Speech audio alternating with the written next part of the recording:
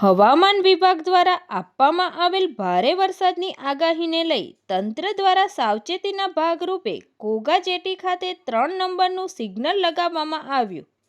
આજરોજ તારીખ 4/7/2026ને શનિવારે સવારે 9 કલાકે ઘોઘા જેટી ખાતે 3 નંબરનું સિગ્નલ લગાવવામાં આવ્યું.